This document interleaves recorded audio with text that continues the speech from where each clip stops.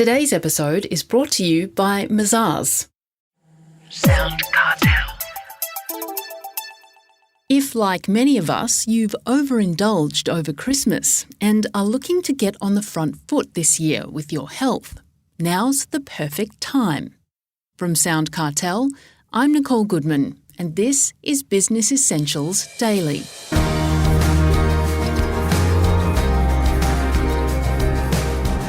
Perhaps you want to lose a few kilos. Perhaps you're feeling sluggish. Or perhaps you just want to make it to the top of the stairs without keeling over. Well, a good place to start is your diet, says practicing dietitian and CEO of Be Fit Food, Kate Save. But with so many diets around, what does she recommend? Well, you'll hear very shortly. First, Chris Ashmore asks Kate why sometimes we seem to lack so much energy.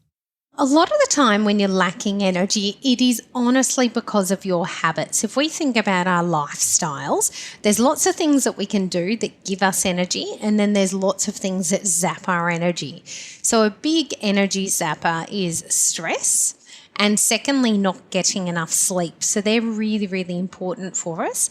And things that give us energy are keeping well hydrated. So even being 1 or 2% dehydrated can reduce our energy levels by 5 to 10%. And of course, the food we eat, our nutrition. So it's really, really important that we make sure that we're eating the right sorts of foods every day. And it doesn't mean that you can't have a cheat meal here or there, but if we don't get the nutrients we need, we certainly can't feel energised. Well, you say that gut health is important, and that's a term that we're starting to get a bit more known. Why is gut health important?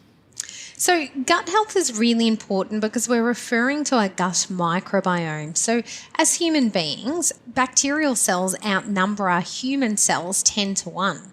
So more or less they say we're about 90% bacterial cells and only about 10% human cells. And if we were to look at the DNA in our body, all of the human DNA would actually fit in our big toe, and the rest of our body would be bacterial DNA. So when we talk about gut health, if we're referring to the gut microbiome, then we're actually talking about what can influence 90% of our health. And a lot of people, when they eat, they think about what the human might want to eat, whether that's, a piece of cake or some coffee or some McDonald's, but we're forgetting about the 90% of our body, which is actually bacterial cells that are looking for fresher foods. They're looking for plant-based foods. Plant-based foods have lots of fibre in them, and it's a fibre that actually gets through the human gut all the way to the large bowel where the predominantly our gut microbiome are. And given that they control our health, if we're not eating plant-based foods every day, we really stand very little chance of having good health because our gut and our brain are connected. They talk about the gut as being the second brain. And if we don't nurture the gut, then we can't really honestly be that happy either because it affects the chemicals in our brain. And our gut is also responsible for about 90% of the serotonin we produce, which is our happy hormone, and around 60 to 70% of our immune system is also in our gut. So better food equals better gut health. Better gut health, better mental health, better physical health, all of those things. And overall, better nutrition because there's actually bacteria in our gut that are able to break down some of the fibres. They can look after our cells or the cells lining, particularly our intestines, and it can prevent certain types of bowel cancers. So there's lots of links for the protective effects of a good diet, and that's predominantly through the bacteria in our bodies producing these protective, byproducts of digesting this dietary fibre. And a lot of these bacteria can also produce different vitamins and minerals that are essential to our body as well. What are all these different diets we hear about? There's the keto diet, the 5-2 diet, low-carb diet, fast 500 diet. What are they? So a lot of the diets out there are really talking about what to exclude from the diet rather than what to include. So I tend to take a really different approach to nutrition overall and what to eat. So for me, it's about what you need to put in first and then nothing else matters.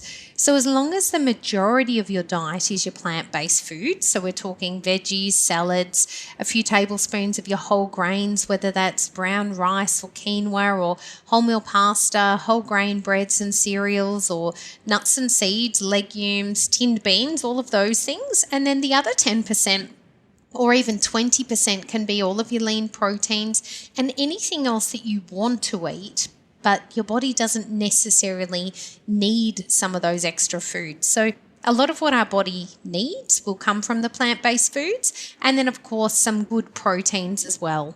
So some of the proteins will come from whether it's meat, chicken, fish, or it could be some of the legumes and beans, lentils, tofu, dairy products, or even dairy alternatives as well. And what's the Mediterranean diet, and how's that different to the typical Western diet?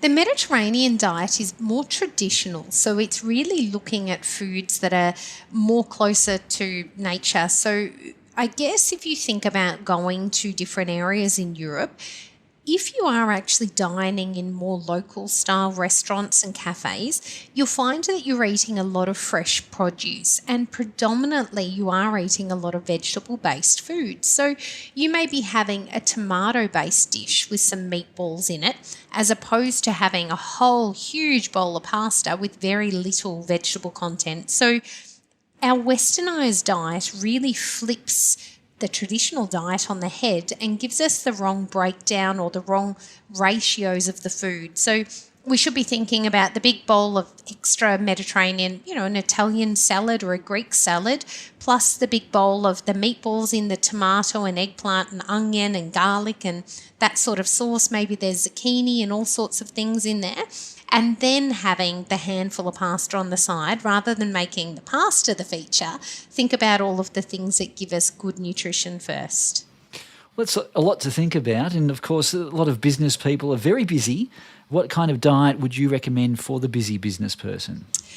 The key thing would be to really think about at every single meal having a good balance of your lean protein, but the lean protein, for most people, if you have a sedentary job, your requirements are only around 20 to 30 grams of protein at a meal, 2 to 3 times a day.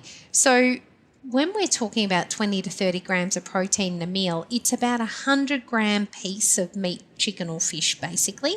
Or we might be talking about, 3 to 4 egg whites or 3 to 4 whole eggs. But at the end of the day, the focus should be on what you're having with that protein. So quick and easy things, particularly for someone who's busy and working, is often going to the frozen section and getting your frozen vegetables. That if you're too time poor to buy the fresh stuff, chop it up, prepare it and cook it, the frozen vegetables, a lot of you may know that they actually have higher nutrition content because they're snap frozen closer to the time of picking, and then you're only reheating them once you're ready to eat them, rather than them sitting in storage for weeks, or we've even heard months on end.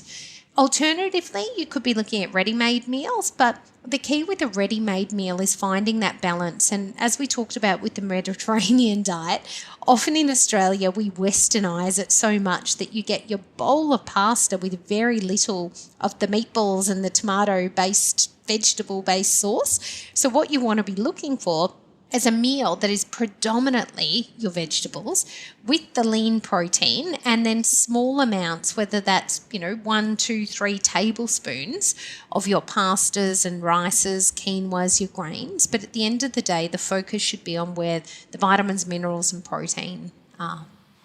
Is exercise as important as a good diet? Well, the most important thing about exercise is that you can't actually exercise off a poor diet. So exercise should be something that we do that makes us feel good. And if you don't enjoy the exercise that you're doing, you've probably picked the wrong type of exercise. So you should be going into exercise actually enjoying what you're doing. So for some people, this could be as little as stretching or yoga or Pilates. For other people, they like to pound the pavement, go for a run or a jog or a power walk, or maybe you get out and swim in the bay or the ocean or even in a pool. But exercise is there to really help us feel good. So we'll get that endorphin release after exercise. But also, if you pick the right type of exercise, it can put you into that really meditative, calming state. Even with high intensity exercise, you'll find that you find that happy place, and it tends to come, they say, around after 4 to 5 minutes of exercise, depending on what you're doing. But with the high intensity stuff, it's at 4 to 5 minutes where we go into an oxygen debt. So we're breathing out and breathing in, and we can't really catch up, and then all of a sudden we catch up again, and you go into that sort of trance-like state where you feel better during the exercise. So sometimes it's the first 5 minutes that is the hardest, and that's really when the body's warming up as well. So I think once the warm-up's out the way, you're comfortable with your body temperature, no matter what activity you're doing, it starts to feel better after that. So my tip with exercise is just try and get through the first 5 minutes. Don't commit to doing a long session because you'll never get started. And the best way to get prepared is just put on your shoes, stand outside, and then decide whether you're going to go. If you're sitting on the couch thinking about, should I put on my shoes, you're never going to get off the couch. If anyone listening is looking to start the year with a health goal in mind, what would you suggest? The best health goal is anything that you know you can commit to and stick to. So I always say choose very small bite-sized pieces. So for a lot of people, it won't be completely giving up chocolate or alcohol because it's unrealistic that you will never eat it again. And if you commit to something that big, then it's just a matter of time until you give up. And once you've given up, that tends to lead to other poor behaviours because you give up on that, then you give up on everything. So I would just say if it's, if you're someone who does overindulge in sweet foods or chocolate or biscuits, whatever it is, limit yourself to an amount that you think is reasonable, that you're going to be satisfied with. But on the other hand, it's less than what you might binge eat. And somewhere in between, you'll find that once you start achieving that, the cravings will go away because the less you have of something, the less you really need it. And when it comes to exercise, the same thing, it's all about mindset. So when they talk about someone being, really disciplined, someone who's disciplined is someone who can exercise when they don't feel motivated. So if you can get up off the couch when you least feel like it, that is a sign of very good discipline. So you've got to get started and do it anyway. And just remember, once you get past that first 4 to 5 minutes, your body is going to change the chemicals it's releasing. You'll get these happy hormones released in the brain and you'll actually start to enjoy it.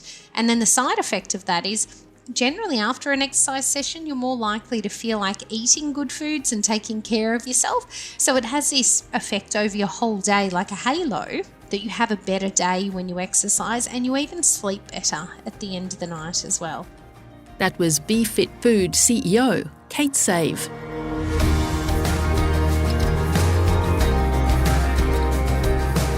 This episode of Business Essentials Daily is produced by the team at SoundCartel. Thanks for listening. I'm Nicole Goodman. We'll bring you more Be Daily tomorrow. Follow at BE Daily Podcast across social media and head to bedaily.com.au for more from the Business Essentials Daily podcast. SoundCartel. This episode was brought to you by Mazars. To find out more, visit mazars.com.au. That's mazars.com.au.